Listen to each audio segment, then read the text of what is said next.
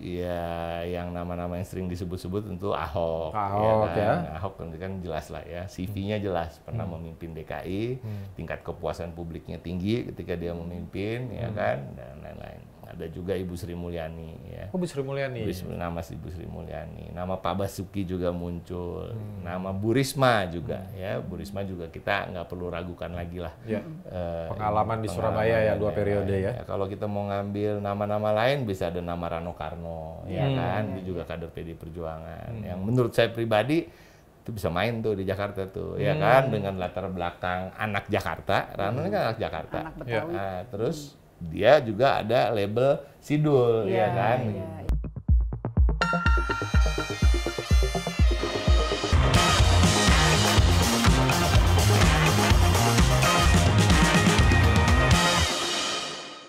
Hai netizen yang budiman, ketemu lagi dengan saya Didi dalam Tactics, Talking Policy and Politics bersama Dengan Iyo. kita kedatangan tamu spesial kali ini. Mungkin teman-teman sering nonton acara-acara politik di TV, diskusi-diskusi yang sangat mengguncangkan dunia. Ini orang lama, wajah baru. Iya, di ILC itu seringkali Mas Ciko itu mendapat porsi yang sangat besar untuk menyampaikan opini-opininya, karena opini-opininya itu sangat keras ya akhir-akhir ini. Apa kabar Mas Ciko? Alhamdulillah baik, sehat Mas, semua. aduh. Sehat ya. Ini kayak posisi baru nih. Hah? Jubir, jubir TPN, Iya. jubir PDIP sekarang. Iya. PDI Perjuangan. PDI Perjuangan, sorry. Ya, alhamdulillah lah. Gitu ya. Oke. Kita ikut penugasan aja. ya kan? Nah, mantap. Iya. Kita butuh kader-kader partai politik yang Fresh ya. fresh, yang berani bicara Mau bilang lugas. muda ternyata kok tua, ya kan? Berani bicara lugas ya. Karena kan sekarang kan kemerdekaan berpendapat itu orang-orang bilang agak sulit ya di eranya Pak Jokowi. Tapi ternyata enggak juga, karena kita masih punya Mas Ciko nih Ya. yang bisa menyampaikan opini-opininya dengan berani. Gitu ya. Mas Ciko, Yes. sibuk apa sekarang? Aku biasa sibuk usaha, sibuk bisnis, sibuk di PDI Perjuangan. PDI ya Perjuangan. Kan? Ini baru 1 tahun join PDI Perjuangan. Iya. Ya, Langsung 1 tahun gaspol, persis baru lah 1 tahun gitu langsung gaspol. Alhamdulillah dikasih kepercayaan oleh Mbak Puan dan Mas Hasto Ya. untuk jadi jubir waktu itu di Iya, di TPN. TPN.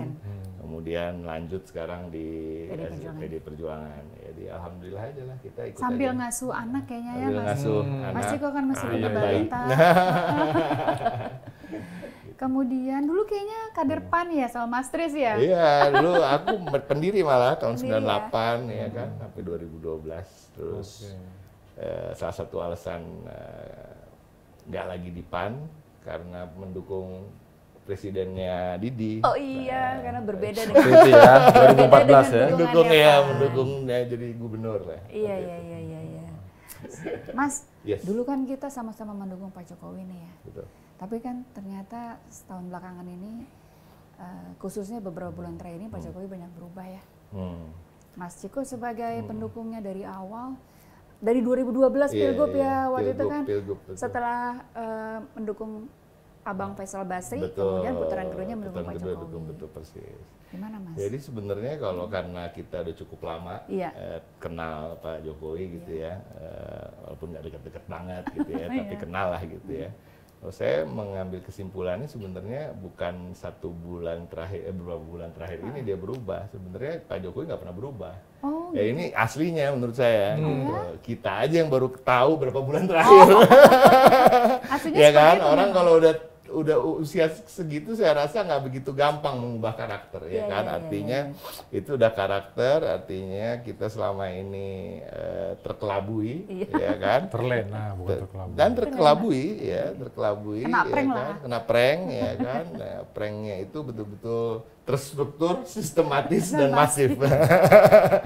Jadi beberapa bulan terakhir akhirnya ya kan itu kelihatan. Jadi dia apa ya, kecewa tentunya, Iya, kecewa iya, tentunya karena kita banyak harapan khususnya kita bicara soal demokrasi, apalagi teman-teman Didi kan teman-teman yang ada di masa reformasi ya kan, masa transisi dari Orde Baru ke reformasi, artinya kita orang-orang yang tahu seperti apa masa Orde Baru, seperti apa yang kita inginkan sehingga terjadi reformasi itu, dan bagaimana cita-cita reformasi sampai sekarang itu masih banyak yang belum tertuntaskan, dan akhirnya bahkan bukan hanya tidak tuntas tapi malah dimundurkan gitu ya, ketika kita bicara soal kolusi, kita bicara soal nepotisme dan lain-lain. Jadi ini yang menurut saya pribadi ya harus kita kembali turun gelanggang secara aktif ya kan, untuk menjaga ini semua. Itu aja sih. Iya. Teman-teman mungkin sering lihat ya di TV kan, dari PDI Perjuangan itu ada Bang Adian, ada Bang Dedi, ada Mas Ciko gitu ya, yang sangat keras beropini gitu akhir-akhir ini. Kita jarang melihat ada sosok perempuan di PDI Perjuangan yang bicara. Dulu ada Mbak Eva ya, tapi Mbak Eva udah pindah ke partai lain.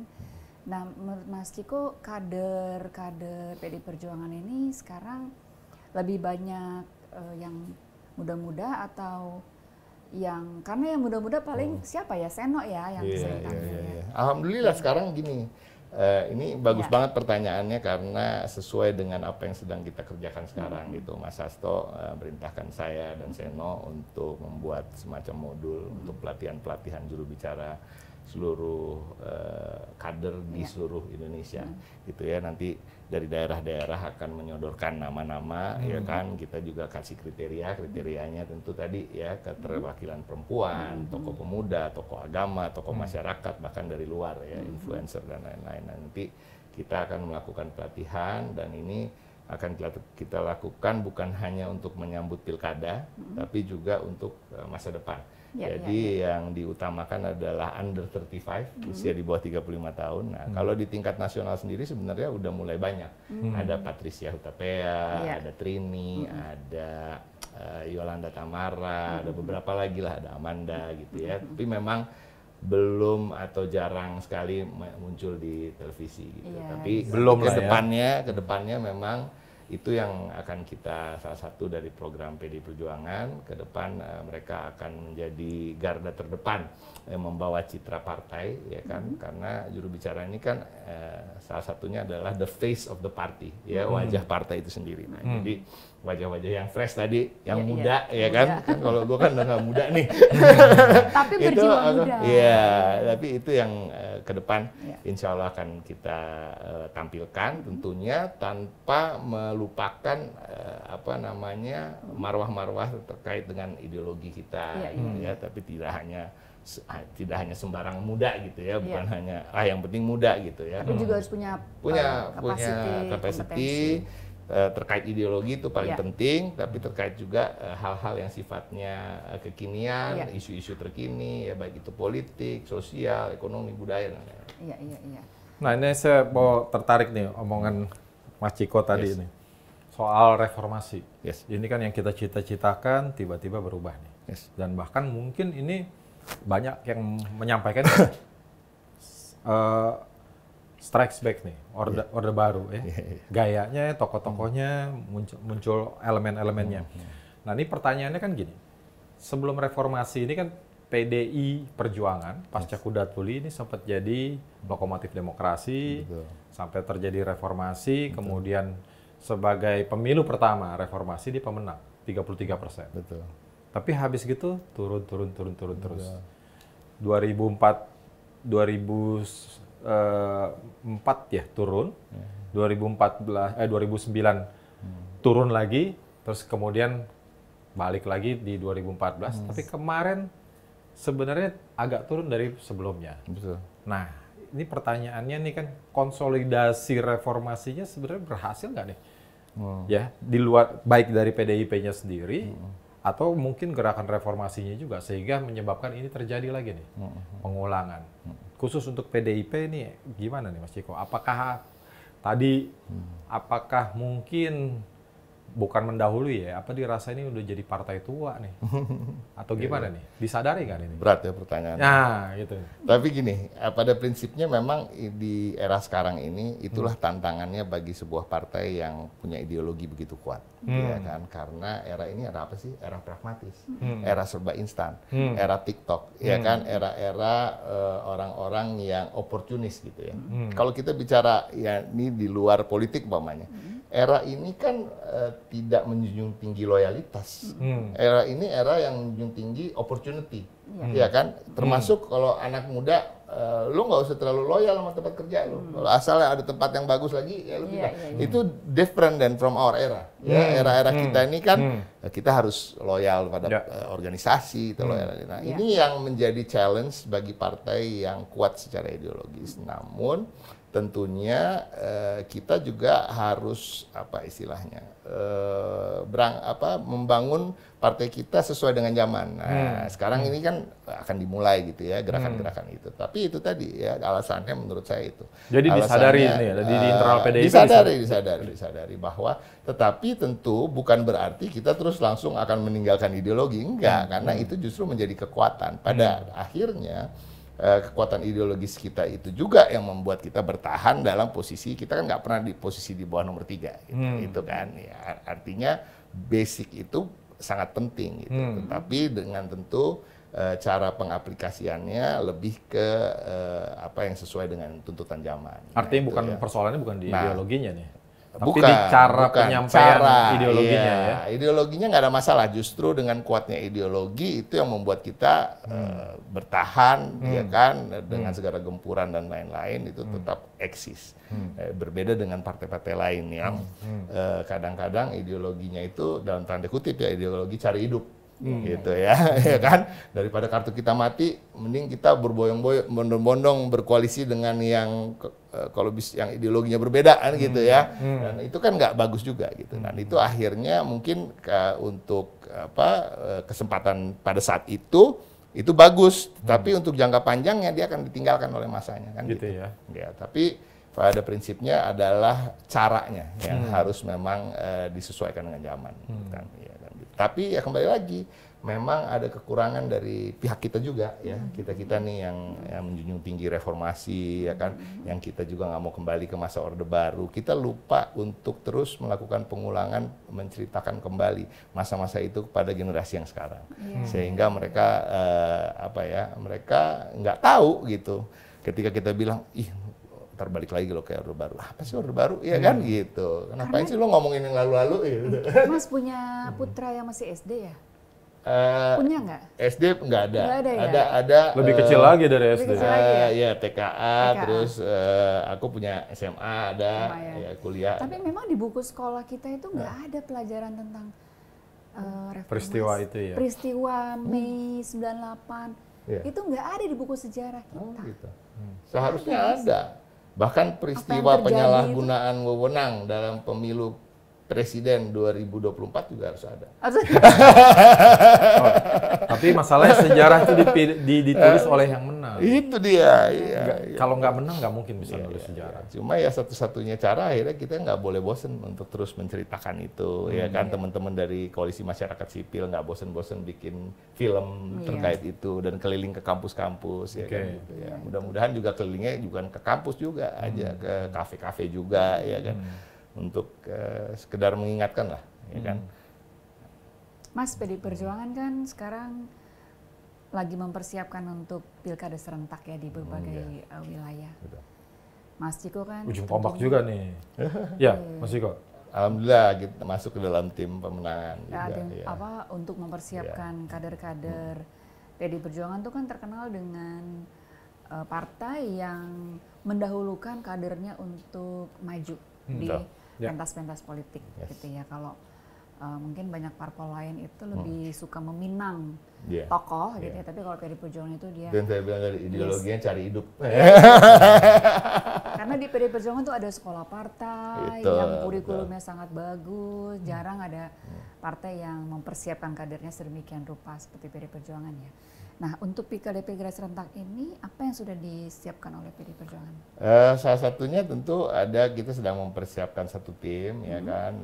Di situ ada beberapa direktorat, ya, kita bicara soal media sosial, juru bicara, penggalangan, administrasi, terus juga komunikasi politik, direktorat kampanye, jurkam, dan lain-lain lah ya, yang terkait dengan teknis, ya. Itu yang menjadi nanti kita merumuskan acuannya secara nasional. Ini yang harus diikuti, tapi disesuaikan dengan keunikan daerah masing-masing. Nah, itu satu. Yang kedua, memang tentunya kita tahu juga kita akan melaksanakan Rakernas akhir bulan ini. Dan salah satu dari topik fokus di Rakernas itu adalah membahas soal pilkada. Pilkada, gitu. ya. Okay. Ada daerah-daerah khusus yang dikhususkan nggak? Maksudnya daerah-daerah yang banyak. Jadi, kita ini udah mempetakan Jakarta misalnya gitu. Bukan hanya Jakarta. Jateng. Di banyak daerah yang di mana kita bisa mencalonkan diri sendiri. Itu yang penting, ya kan. Kalau kita bicara soal provinsi, kurang lebih ada 10 sampai 12 provinsi. Itu bisa mencalonkan sendiri. Kalau kita bicara soal kabupaten kota, totalnya bisa 130-an yang kita bisa mencalonkan sendiri. Dan di situ tentunya menjadi prioritas, ya kan. Tapi kalau mau dikerucutkan lagi, sekitar 70-an lah total gitu ya. Jadi itu yang akan menjadi prioritas dari kita, tapi tentunya yang lain juga tidak berarti menjadi yang tidak dipikirkan gitu. Tentunya tetap dipikirkan. Tetapi tadi Didi bilang bahwa memang sebisanya kita mencalonkan kader kita sendiri. Tetapi kembali lagi, kita ini kalau pemilu kan pengennya menang ya. Ya juga secara realistis harus kita godok, artinya harus melalui survei, ya kan. Melalui survei itu kalau incumbent ternyata nggak cukup cuma survei elektabilitas, harus ada survei tingkat kepuasan, ya kan. Nanti kalau nggak terkelabui kita, ya kan. Ternyata tingkat kepuasannya rendah dan lain-lain. Nah, ini yang memang betul-betul akan kita persiapkan. Mas, kan kita udah menyaksikan sendiri ya pemilu 2024 lalu Februari itu. Presiden buruk itu mengakibatkan publik menjadi pesimis. Ini partai yang sudah mempersiapkan kadernya, kemudian membekali dengan pengetahuan politik yang mumpuni. Tiba-tiba last minute money politics aja gitu yang menang gitu kan. Betul. Mas Ciko kan juga kemarin nyalek, pasti kan pengalaman money politics itu sudah menjadi hal yang biasa. Jadi hal yang biasa, betul. Dan jumlahnya udah benar-benar unbelievable gitu ya sekarang.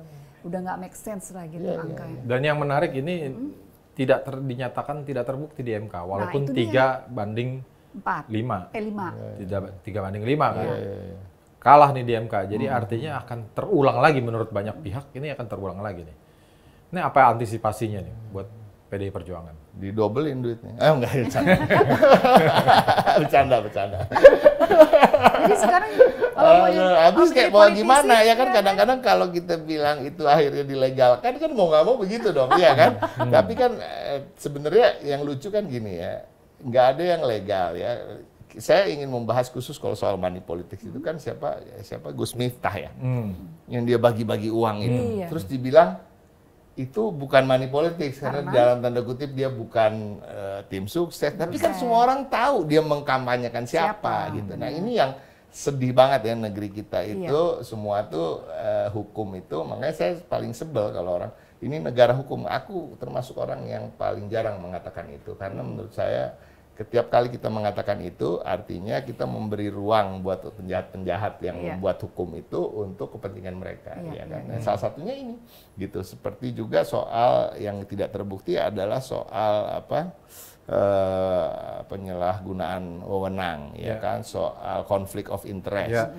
Padahal tapi hakim-hakim itu mengatakan, hakim yang bahkan mengatakan tidak terbukti konflik of interestnya Pak Jokowi atau netralitas Pak Jokowi itu, dia mengatakan sebenarnya Pak Jokowi tidak netral, tetapi itu tidak ada di undang-undang. Kan gitu ya kan, akhirnya berlindung di balik undang-undang untuk melakukan kejahatan. Nah, ini yang akhirnya kita cara padahal jujur dan adil tuh masuk dalam netralitas harusnya kan gitu. Tapi ya itulah kita kan kadang-kadang hukum seperti sejarah ya kan, diterjemahkan dan ditulis oleh orang-orang yang menang atau sedang berkuasa. Jadi bagaimana mengantisipasi itu? ya kita harus lebih militan lagi gitu ya, lebih militan lagi dan lebih melakukan kontrol ya, cek ke bawah dan lain-lain, dan mudah-mudahan juga apa yang terjadi kemarin itu bisa menjadi pelajaran ya, kalau mau sampai ke depan gini, mungkin mereka bisa menang secara hukum. Tapi apakah mau dicemooh terus ya kan sepanjang hidupnya. Nah, makanya itu saya katakan kita jangan capek lah untuk mengulang-ulang kisah-kisah soal kecurangan walaupun tidak terbukti secara hukum dan lain-lain itu. Nah, dengan kondisi pengalaman pemilu kemarin, tadi dibilang ada 12 provinsi dan 70 level kabupaten kota yang bisa mencalonkan sendiri. Apakah PDIP akan tetap kekeh mencalonkan sendiri nih? Atau gimana nih? Pastinya berkoalisi lebih bagus ya kan. Tapi kan itu tadi, apakah akan mencalonkan kadernya sendiri ya kita harus betul-betul menghitung ulang gitu ya, melalui secara saintifik lah ya, melalui survei ya kan, melalui survei tadi ya, elektabilitas juga kalau dia incumbent, survei tingkat kepuasan publik dan lain-lain, dan pada akhirnya ya kita harus realistis dan harus bisa meyakinkan calon kepala daerah yang merasa dia kader atau itu, kalau memang kayaknya lu nggak bakal dipilih deh ya, kita menang itu penting lah untuk artinya partai. Mulai geser juga nih, lebih baik menang bermasalah daripada kalah terhormat, atau tetap apa? ya nggak bermasalah lah. Maksudnya gini, artinya kan gini, kalau bukan berarti tidak mencalonkan ya kan, mungkin nggak di nomor 1, di nomor 2 gitu. Lebih realistis lah kira-kira gitu ya. Kalau di survei bolak-balik ternyata cuma 3%, 4%. Nah, kalau dipaksain juga kan ya boncos ya. Nah, kalau kemarin kan semangatnya dari ketum harus fight, banteng gitu, lawan gitu. Iya. Sekarang udah agak berubah. Pasti fight, tetap fight, tapi ya itu tadi, fight kan tidak harus di nomor 1. Gitu. Oke. Ya. Nah, terus pilkada mana yang itu yang paling seru, yang paling seru mana nih? Jakarta lah. Jakarta ya kan, kita kan anak Jakarta, kita bahas Jakarta anak aja Jaksel ya kan, kita. lagi Jaksel. Jakarta gimana Jakarta? Jakarta seru karena gini, alhamdulillah ya kan, puji syukur buat PDI Perjuangan itu kita nggak kekurangan kader yang siapa aja tuh dikenal yang di tingkat nasional ya kan, ya yang dicalonkan, yang di nama-nama yang diusulkan dari bawah itu ada nomor 1 Adi Wijaya. Adi Wijaya itu ketua DPD PDI Perjuangan Jakarta.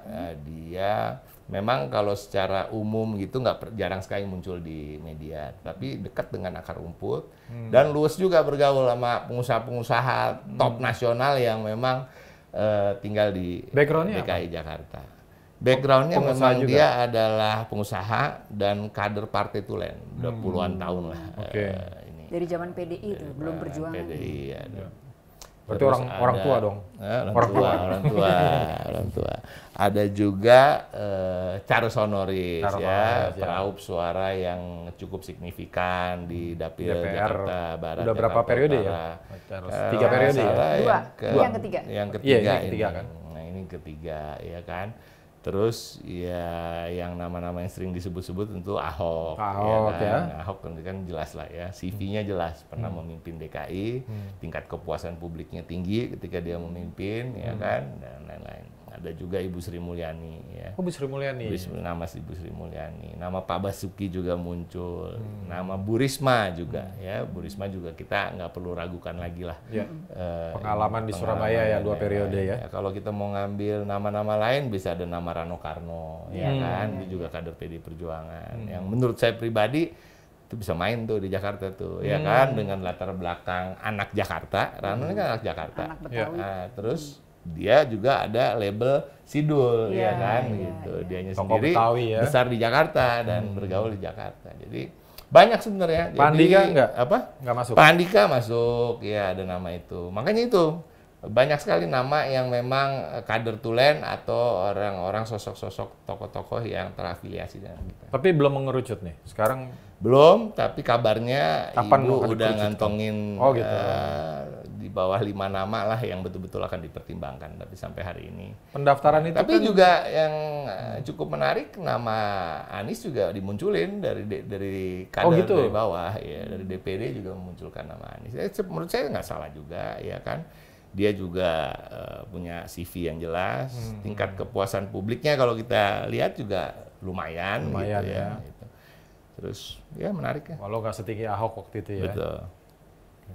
Terus calon-calon independen kan bermunculan nih. Oh iya, ada calon independen. Iya. Tapi baru mendaftar kan ya? Tapi katanya saya barusan lihat cuma satu akhirnya baru yang benar-benar mendaftar. Oh iya. Nah, Dharma Dharma Komrekon ya, itu ya. Jenderal Dharma itu kemarin kebetulan satu forum sama saya di TVRI. Jadi kita ngobrol dan dia menyampaikan dengan berapi-api visi dan misi dia yang menyelamatkan Indonesia dari cengkraman kekuatan-kekuatan global. Menarik.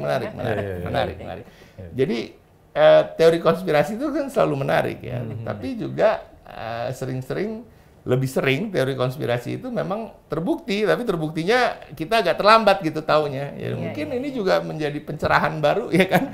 Jangan sampai terlambat ya kan. Jadi Mas Dharma menyampaikan itu ya, itu menarik.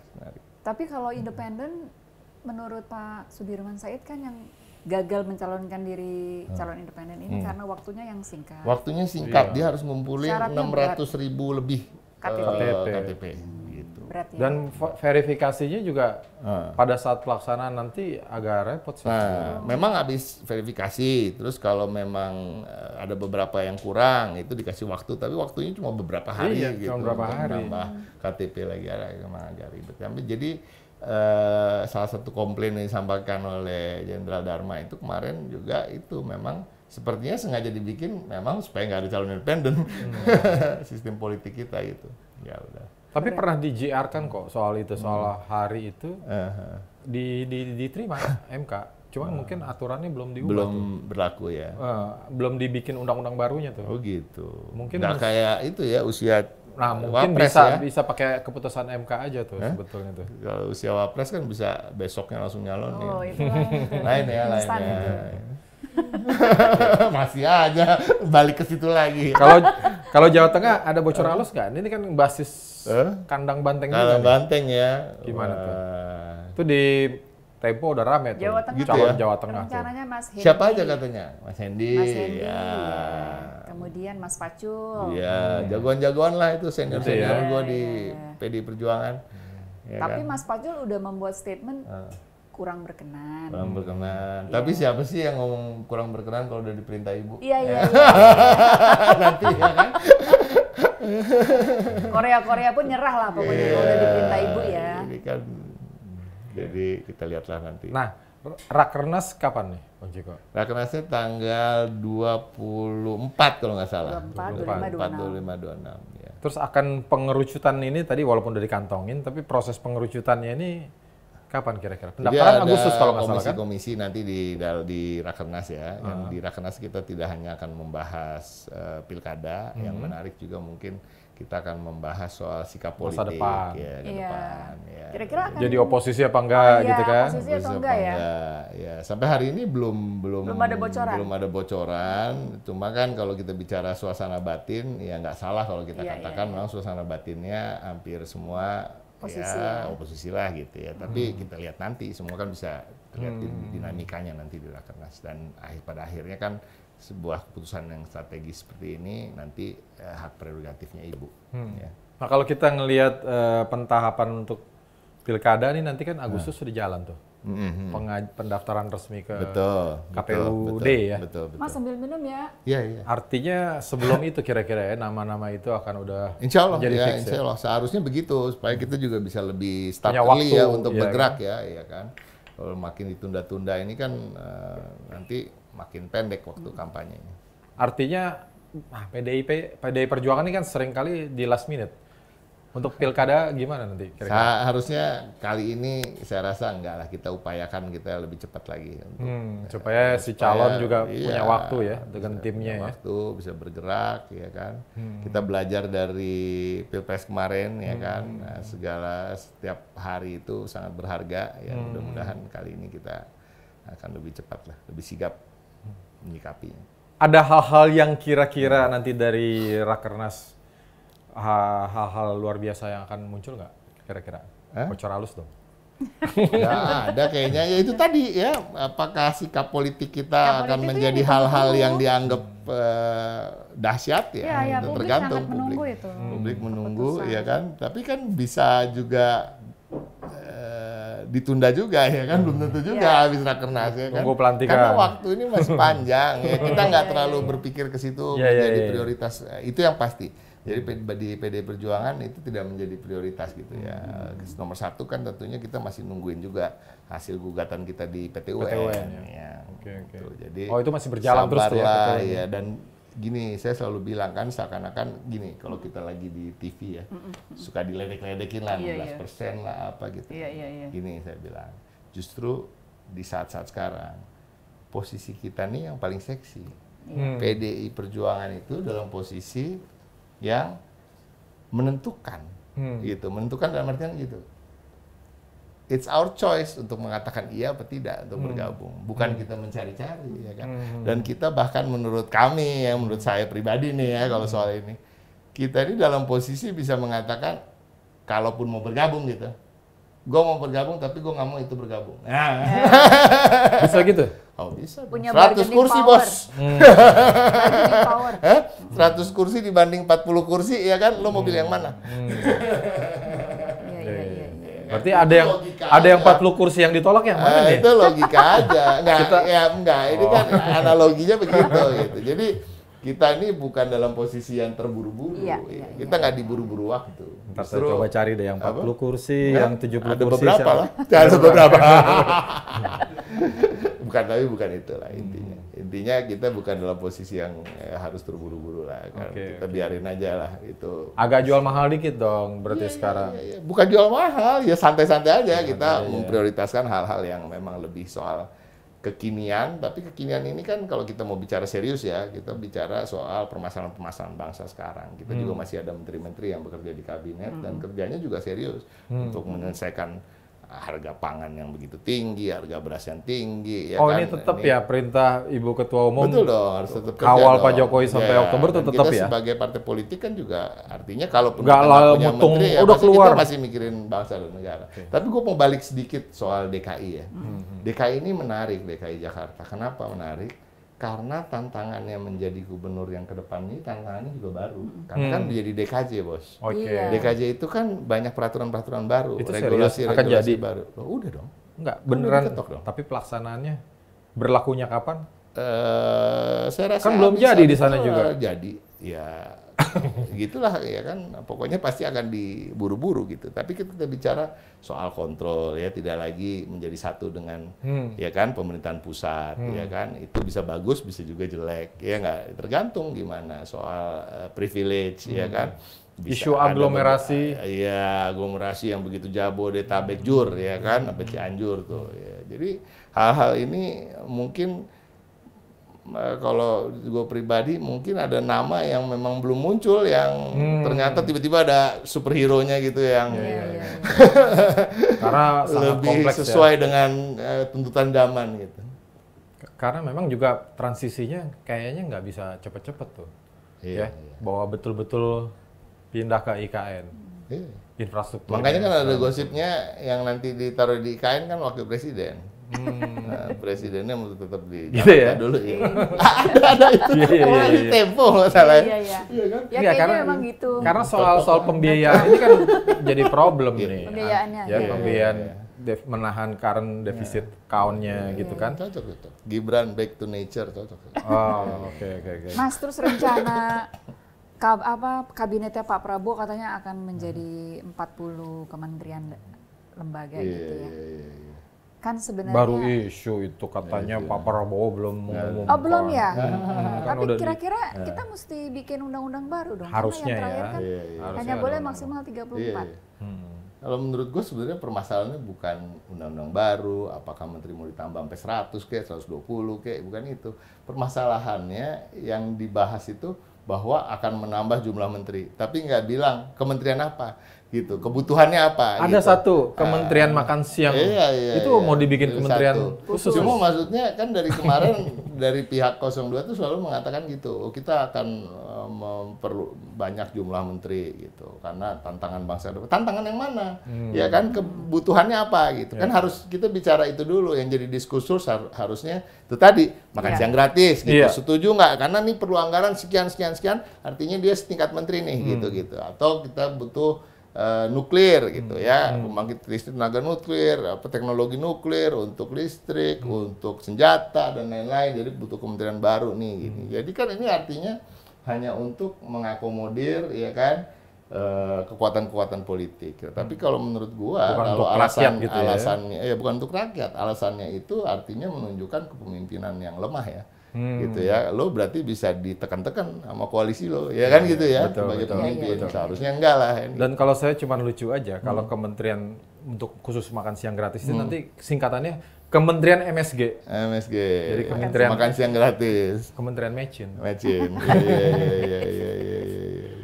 Gitu. Oke, apalagi yang menarik nih yang Ini masih banyak yang dirahasiain. Mas Apa? Ciko. Bukan dirahasiain. Kita mana tahu lah, kita kan junior di PD Perjuangan. Oke. Yang senior aja belum tentu tahu ya kan Iya. apa yang ibu pikirkan kan kita nggak semua tahu. Mas itu banyak yang bertanya Sambil nih minum, Mas Ciko. netizen. Iya. Kenapa Mas Ciko pindah dari PAN ke PD Perjuangan? Kan foundernya PAN. Iya, Apa iya. karena PAN itu udah pisah? Ada Partai Umat dan PAN, kemudian Mas Ciko udah nggak satu pemikiran lagi dengan PAN atau ada Jadi gini, isu lain? kalau mau itu panjang sebenarnya jawabannya. Ya. Sebenarnya panjang karena gini, itu bisa dimulai dari gua kecil. Oke. Gua kecil ini seneng politik, dari kecil tuh seneng politik. Oke. Kebetulan kakek gue yang kakung, ya bapaknya ibuku itu anak buahnya Bung Karno. Iya. Dan keluarga kita, kakek-kakek gue tuh Abdul Ghaffar Prigodikdo, Menteri Mensesnek pertama, terus Abdul Karim Mensesnek yang kedua. Nah, sepupunya itu adalah kakek gue ketua umum PSSI tahun 59 sampai 64. Jadi dari keluarga Sama ibu Maladi, lah, enggak ya setelah Maladi. Setelah Maladi kakek gue Abdul Sucipto Wahab, Sutoro. Abdul Wahab, Pak Wahab, abis itu Thailand. Ya. Jadi terus gue belajar politik banyak dari keluarga ibu, gitu kebetulan dari situlah telah. Jadi dan ibu gue ini selama hidupnya di Orde Baru itu pemilih PDI. Iya. Kalau bapak gue almarhum selama hidupnya di Orde Baru pemilih P3. Oh, P3. Oke. Tapi ibuku bendahara himpunan wanita karya Golkar. Bapak gua orang Kosgoro. Jadi gitu, Bos. Nggak ditandain tuh, zaman dulu katanya ditandain. Enggak, gitu ya. Jadi kan semua kalau kan pengusaha kan. Pengusaha kan harus di Golkar lah. Tapi sebenarnya dua-duanya mempunyai pilihannya masing-masing gitu dalam itu. Tapi gua lebih dekat ke situ. Jadi kalau kita kenapa jadi founder PAN itu kan memang karena gue euforia di reformasi memang Pak Amin Rais itu kan yang salah satu juga tokoh sentral yang muncul gitu. Tetapi juga kalau kita mau jujur, PAN di kala itu manifestonya, platformnya di awal itu kan sebenarnya mirip-mirip dengan apa yang ada di dalam visi misinya PDI Perjuangan juga. Inklusivitas ya kan? gitu-gitu Kemajemukan, ya kan? Terus isu-isu yang nasional saat itu seksi gitu ya dibicarakan soal pemisahan TNI Polri ada di situ, ya kan? Cita-cita soal memberikan referendum untuk Timur lah ya, maksudnya ya hal-hal seperti yang memang sesuai dengan tuntutan-tuntutan umum di masa reformasi. Nah, dalam perjalanannya mungkin sebenarnya saya nggak ada masalah dengan sosok-sosok di PAN. Sampai hari ini masih bersahabat. Gitu. Jadi juga kalau ketemu di TV, jadi nggak pernah berdebat keras gitu kalau sama teman-teman PAN. Tapi pada perjalanannya memang PAN ini agak lari dari cita-cita awal menurut saya platform awalnya, dan itu juga yang membuat pasca Mas Tris ya. Pasca Mas Tris waktu ya, Mas Tris kayaknya masih gitu. Dan ya udah, jadi berpikir akhirnya mengundurkan diri lah gitu. Jadi bukan cuma gara-gara Pak Jokowi sebenarnya gitu. Terus Mbak Ina kan kakaknya Mas masih di PAN. Tapi sampai hari ini ya dalam perjalanannya itu kayaknya memang ya sebenarnya secara historis ya kan ikatan emosionalnya emang seharusnya dari dulu di PD Perjuangan ya. Iya benar. It's a matter of time aja. Ya. Berada di sini. Mudah-mudahan sekarang udah ketemu petnya, tinggal lanjut gitu ya. Siap. Turut memodernisir PDI Perjuangan. Mas Ciko Merdeka. nggak berminat pengen maju pilkada nih Mas? Aduh, nggak tahu. Ada yang mau bayarin survei nggak? Politik adalah mahal. Saya bawa deh survei online aja. Ya udah kalau gitu nanti kita lanjutkan lagi ya pemirsa di episode selanjutnya karena keterbatasan waktu. Mas Ciko mau ada agenda lain. Tapi kita senang banget kedatangan seorang Mas Ciko yang luar biasa. Nanti kita ketemu lagi di episode selanjutnya. Salam. Sampai jumpa. Merdeka.